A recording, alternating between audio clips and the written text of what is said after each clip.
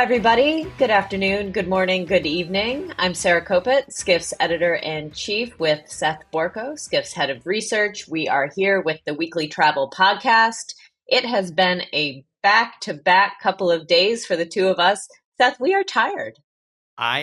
We are very tired, Sarah. We are We are exhausted, in fact. So we had two big events for Skift in these last couple of days. We had our Data and AI Summit and a Short-Term Rental Summit. They both were great. And Seth and I are here today to talk about what happened, what we heard, what we learned, and to kind of dissect it. Seth, what were your big highlights? What made you the most excited? So there was a lot. Let's start with Short-Term Rental Summit. We have got two summits, so why don't we start with that? Short-term rental is a sector that myself and my team and Skift in general have been following for a very long time. I was really excited. It seemed like a much more maybe realistic conference than in times Yeah, past. Like some of the shine has come off, but that's also a good thing. I felt the people in the room and in the audience maturing. were far more serious, far more mature Yeah, about the yeah. future of the sector, and far more focused on profitability, which is a great thing. Um, there was a lot of great sessions. I'll pick one that I moderated. We had this great session with Evolve Vacation Rentals. That's Brian Egan and Portoro, Dustin and Portoro, the both branded professional property managers. So these are the boots on the grounds folks. And to me, a really, really interesting debate in the sector has been like, can you build a property management brand? All of the branding seems to go through Verbo. All of the branding seems to go through Airbnb. Can you build a brand like Evolve, like Vacasa, like Sonder? Some of them have struggled.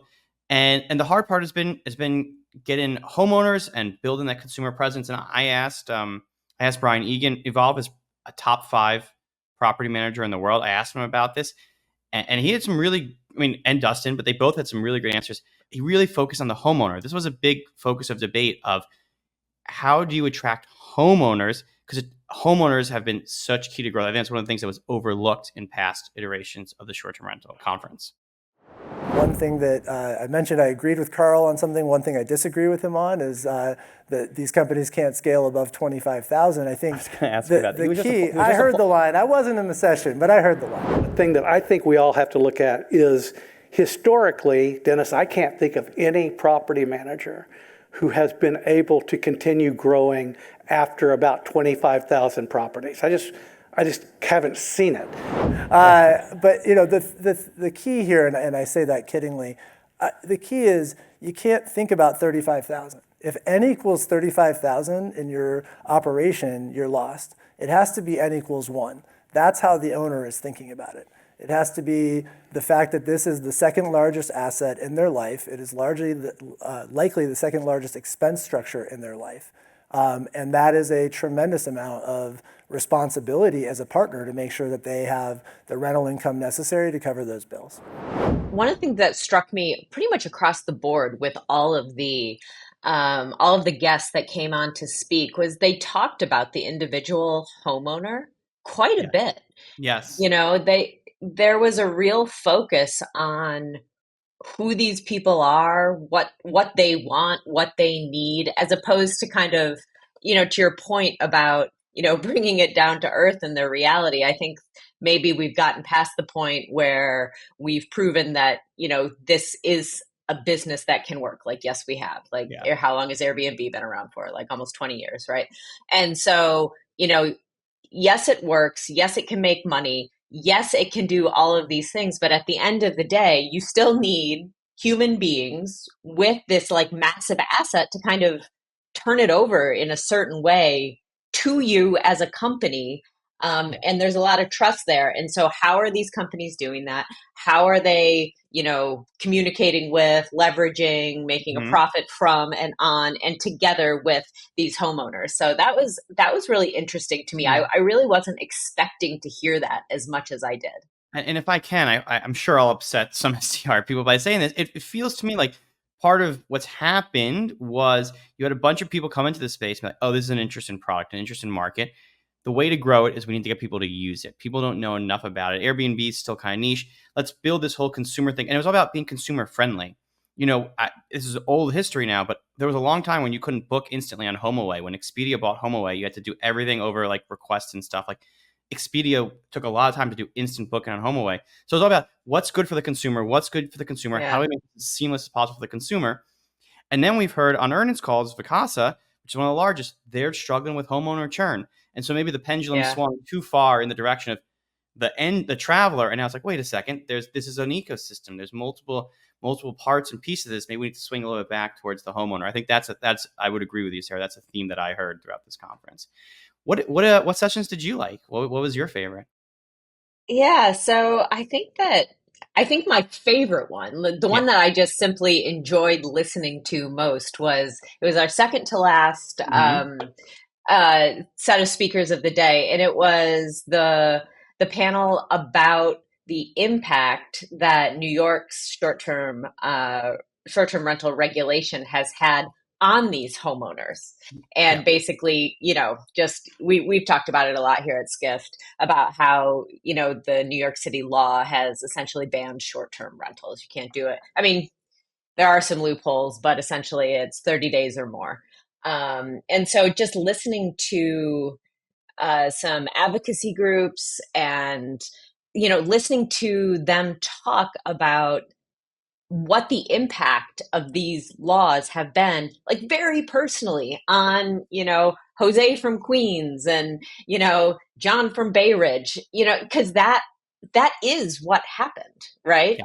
And I think that, again, back to the individual and the homeowner, that's really like the crux of the short-term rental game. Without these homes, you have no business. I'll tell you, I spent 15 years saving to buy my house. Right. One of our co-founders of Roar grew up in Section 8 housing. Right. And moved to New York and was able to save finally. And through the luck of timing and thank God I was able to save the money, etc. We have a home, and our goal is not God bless the people who want to build tech stacks. Listen, I have a healthy respect for it. But there's room in this market for people who just want to use the home they live in, leverage the asset that they have in order to make sure they can take care of their family and take care of themselves. And you as people who are doing this work, you can play a role in advocating with us for what ultimately is the supply that your business depends on. It doesn't service anyone if everyone wins except for the individual homeowners. Right. And in New York City, in our case, we feel like 1 and 2 family homeowners, we're losing this battle. And in some cases, people are losing their homes. And, we just need help advocating for that nuance, that carve out. So yeah, I absolutely love that clip. I think, Sarah, we were both discussing this a little bit in pre-production, how that single line stood out to us in the short-term rental as like one of the most powerful lines of the night. So absolutely in the homeowner category. But there's it's not just New York, there's a much broader conversation to be had about regulation. And I think you were moderating that panel, right, Sarah? Yeah, so I talked to the mayor of Columbia, South Carolina, and we were talking a little bit about how regulation has basically fanned out throughout the United States, and I suppose the world. We were most concentrating on the good old United States of America. But the interesting thing for me about that was that, it's so ununiform. Like there are as many different ways to regulate short-term rentals as there are cities. Like there's probably 50 different ways that they've done it. And so there is no consistency. There is very little, like you talk about the homeowner, right? Yep. Like if you are going to buy and start, like let's say you're going to go buy a second home and you think to yourself, well, we'll go up and we'll use it for a couple months a year. And then the rest of the time I'll Airbnb it. Unless you have like some settled law where you are, there's like, it's like the wild, wild west. Like you won't necessarily know if in a year you're still going to be able to operate that business. Like that's how varied because it's done city by city, town by town, county by county, and Some places let it in altogether. Some people, like New York, say no. Some people say if you did it for a while when we passed the law, we'll grandfather you in. Some people say you just have to register, you have to pay a certain amount of taxes. Some have it as a percent of the available like housing. Like it's just, Yeah.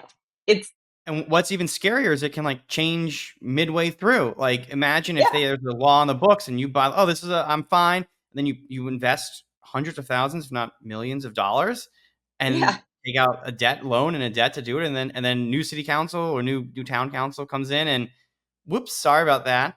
It's a huge challenge. And I think, it's interesting, the final session of the night was Jay Carney.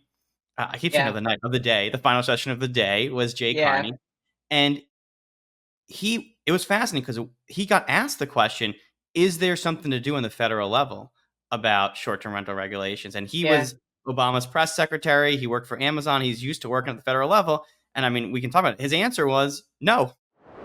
We do engage with federal lawmakers, on state-specific issues. Sometimes there are state regulations, statewide, so maybe governors, state houses, but sometimes senators. There are certain things we have in front of the federal government, but really not much. It's one of the things that's been a learning for me in this role is unlike my past roles, both at Amazon and government, and even as a journalist, which were very nationally focused and even internationally. Like this is all local, like Very it's city local, by city, Around the town world. by town, around the Yeah. world. There's no one at the federal level to go to. It's in many cases not even at the state level.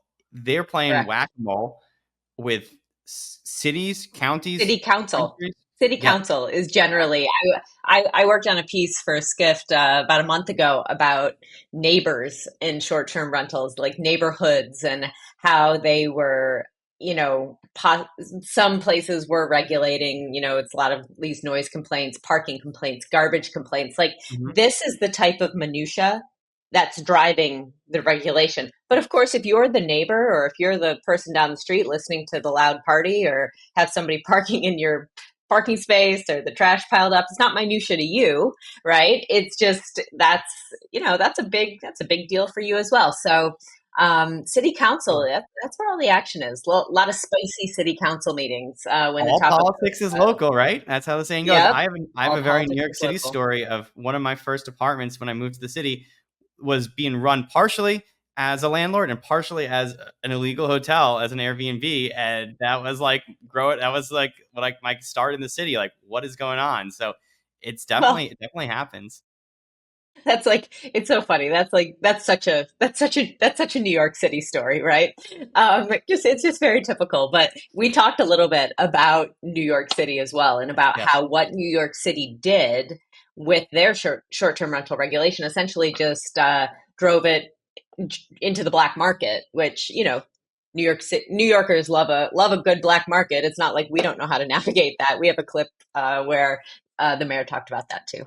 New York create regulations that can be achieved and achieve those local goals. I think they can, and they can do it for a reasonable level like some other communities did, like North Myrtle Beach or Glenn County. You have any thoughts on New York?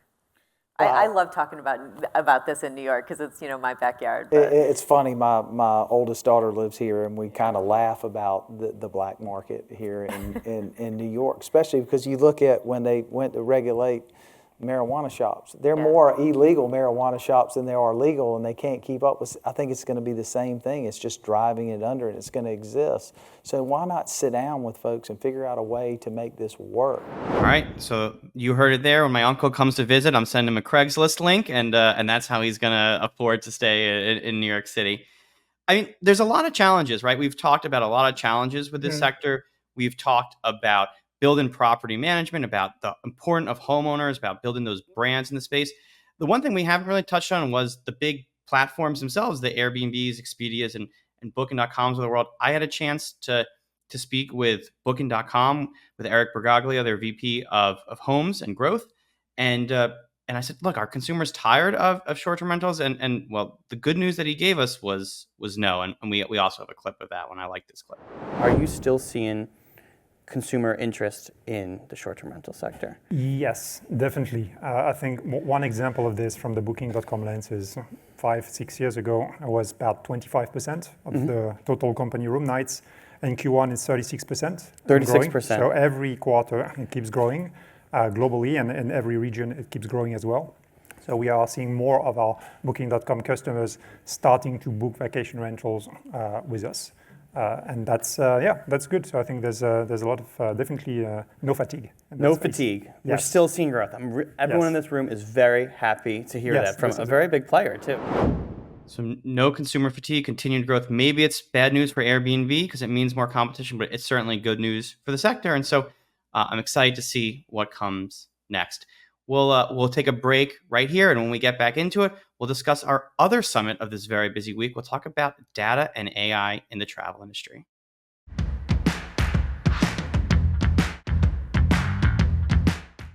Welcome back, everybody. Next, we are going to talk about the other event Skift had this week. It's the Skift Data and AI Summit, where we talked about the future. We talked about what has been in the last couple of years, and even more so, what is coming. And it was really fascinating, to kind of juxtapose the 2 days where we were talking about how for short-term rentals, which was kind of like the bright, shiny new kid on the block for a while. They're the mature people now. They're like the young adults. The new kid now is data. Data's been around for a while, but it's really AI and how data feeds the AI machine. So same question, Seth. What was your big takeaway, and what was your favorite conversation? Well, I know that Rafit and many of us, we were very intentional with the data and AI. It wasn't just an AI summit, it was a data and AI, because exactly what you said, the data is what feeds the AI. And one of the big themes that came through to me was good data equals good AI, and how hard it is to get good data. Internally, with a single business, it's hard for them to get good data, let alone to get good data from peers in the same industry, let alone to get good data from other industries or other parts of the travel industry. That was a big learn for me, and that was a lot of talk about it. I was also, I will admit, I was surprised to see and excited to see how far in advance some of these projects had gotten. I admittedly was kind of expecting some like loosey-goosey, vague things. Oh yeah, we're really excited about it. People came with really incredible projects, concrete, tangible. Here's what we have have built and are launching with AI, which was super, super exciting to me. We saw things around airlines, around waste management, around travel agents and booking. Lots of very, very cool case studies. Was there anything exciting to you, Sarah? Yeah, so I talked to the CIO of United Airlines, and he's been doing this for a while, and he said United is probably farther along than most airlines in this space. But I think my favorite part of our conversation, it was really the part that kind of we all can imagine in our heads. It was when he was talking about how they use AI to decide when they hold the planes for connections. And they do. So they have, a model built around, you take all, who's on the plane, how long it takes for them to get, to their next gate, where the plane is going, if it's even there, all of these different factors. We have a product and we call it Connection Saver. And, the insight we started with was that customers were saying, I'm walking up to the plane, I'm rushing, I'm connecting, and the door gets shut. And they sit there and they're like, well, can you open the door? And the gauge is like, well, we can't open the door. But then the plane sits there. It sits there for 5 or 10 minutes, and it's a very terrible customer experience. And so that was the start of what we now call Connection Saver, which is a lot of algorithms and some AI that basically looks at all the passengers that are coming in. It then calculates, based on when we think they're going to arrive, how long it's going to take to walk to their gate.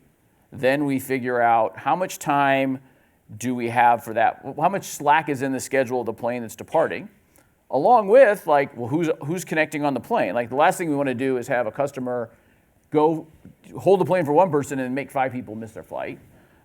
So we've built this algorithm called Connection Saver, and so that it's been very successful. Two things we've added to it that are really exciting. One, we started communicating to the customers.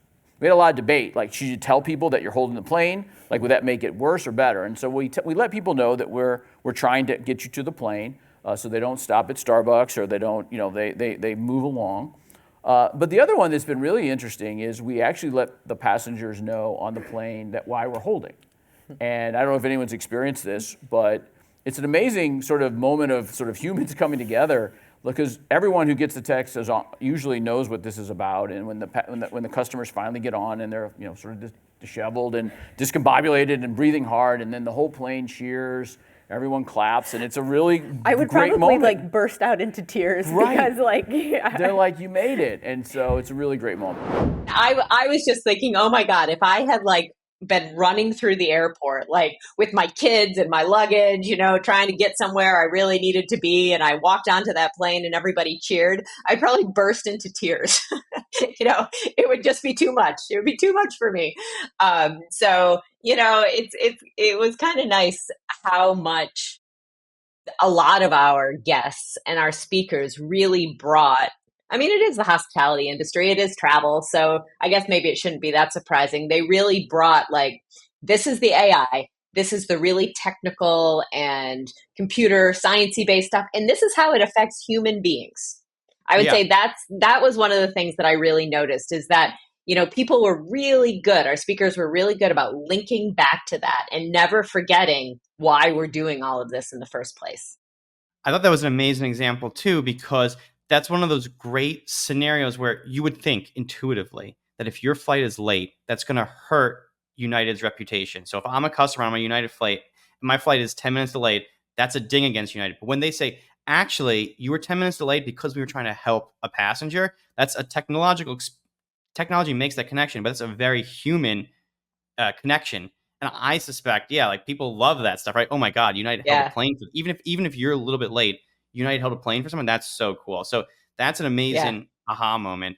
If I can give an example, and this is a little, you gotta cut me some slack, a little nerdy or a little more operational, but we heard two sides, right? One is the surprise and delight guest moments. The other was there's a real impact that AI can have on business operations, which is admittedly the less sexy part of it, but also just as important.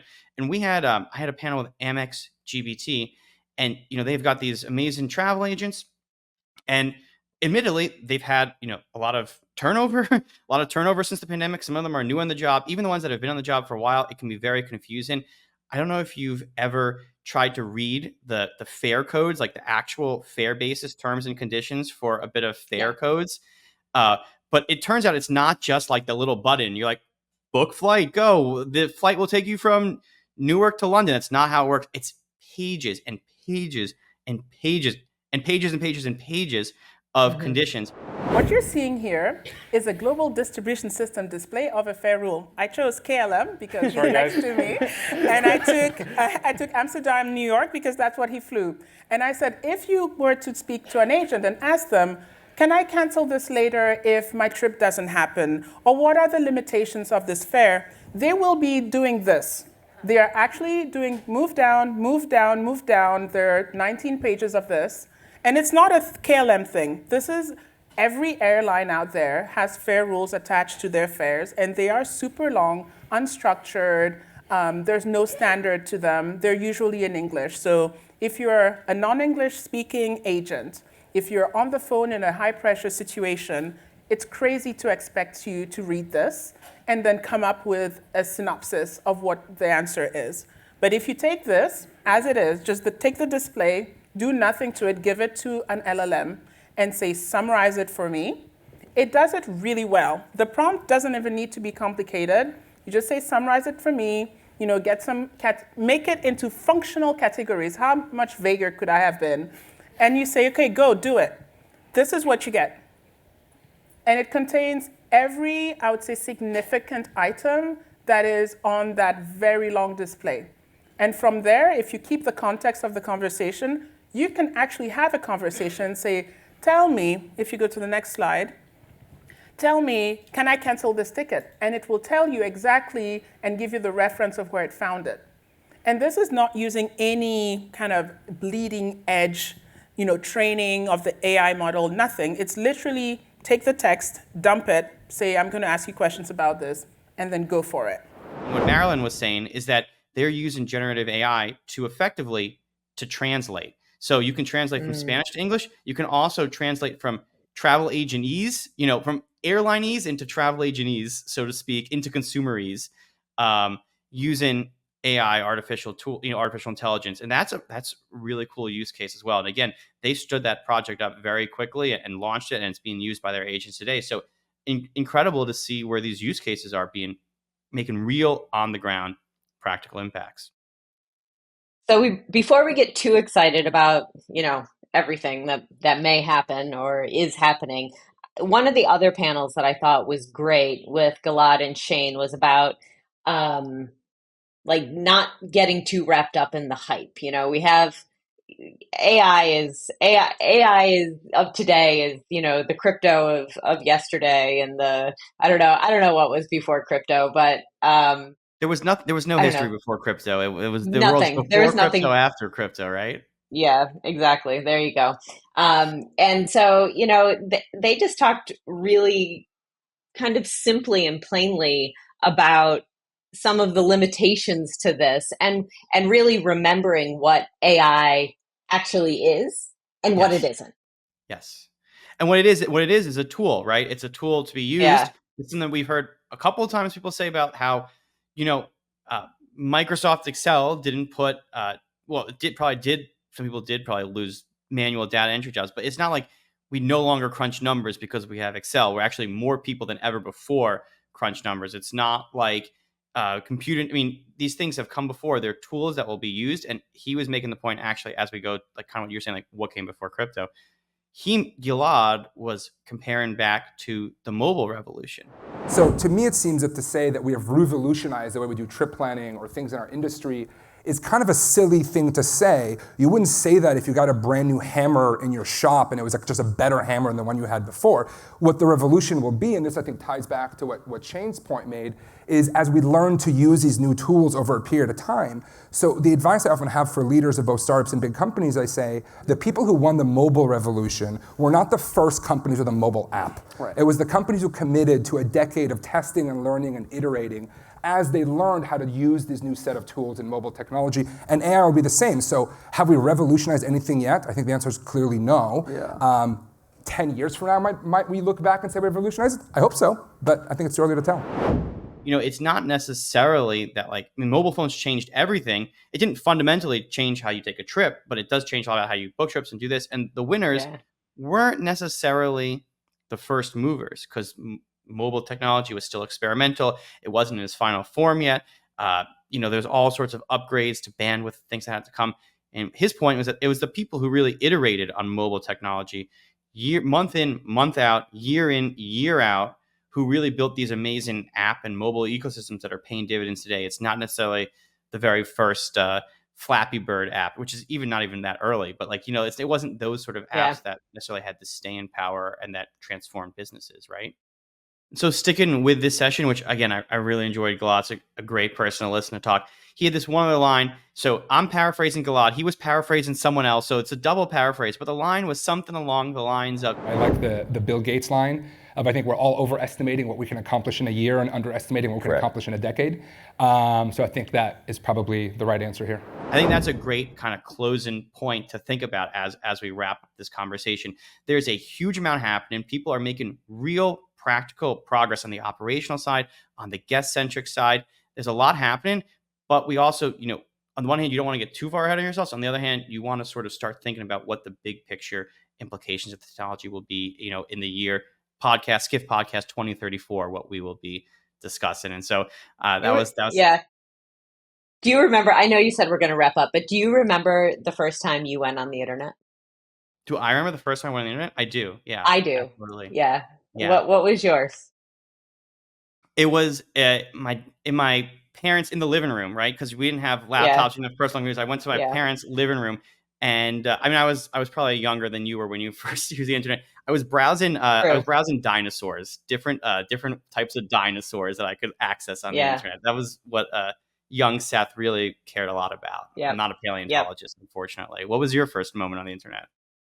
So I was in college, and it was 1994, and I was a freshman in college, and Friends had just started, the comedy. It had just launched, and I remember like going down to the computer lab, because of course no laptops, no personal computers at that point, going down to the computer lab, and they had been putting the big long string, the URL, like not nbc.com, it was http:// whatever. And I remember like typing it all in into the browser, and like it brought up the NBC page, and I saw Jennifer Aniston and company there.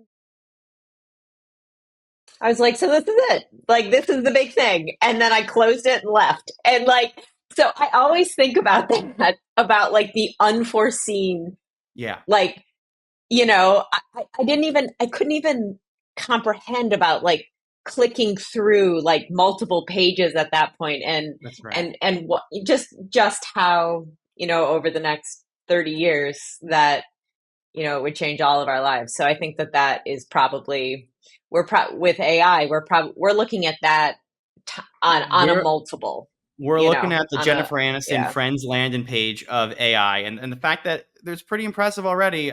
What the future will hold is incredible. Incredible. All right. If any of you have any questions for Seth or myself, please drop us an email. We have a new email address now, podcasts, plural, @skift.com. So send us any questions, any feedback. We love to hear from you. Well, that's where we're going to end it today. Thanks everybody for listening, and we will see you next week. We're both going to get some well-deserved rest. Yes. All right. I'll see you guys.